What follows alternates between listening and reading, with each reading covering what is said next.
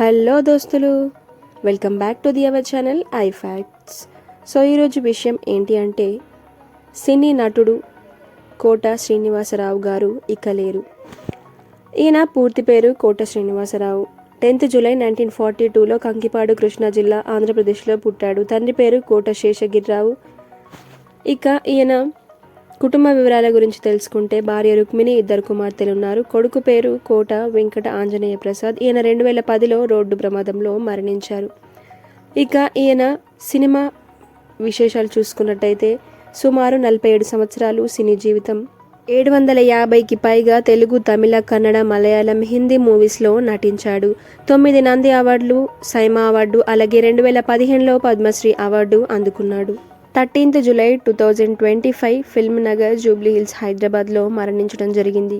మరణించే నాటికి ఈయన ఏజ్ 83. సినీ జీవితంలో ఈయన నటన మరువలేనిది. చిరంజీవి గారు, రవితేజ, విష్ణు, రాజమౌళి, చంద్రబాబు నాయుడు ఇలా చాలామంది ఆయనకు ఘన నివాళులు అర్పించారు. కోట గారు ఈ లోకాన్ని విడిచిపెట్టిన ఆయన నటన, శబ్దం, అభినయం ఇంకా ఎన్నో పాత్రల రూపంలో తెలుగువారి మనసుల్లో ఎప్పటికీ నిలిచిపోతారు.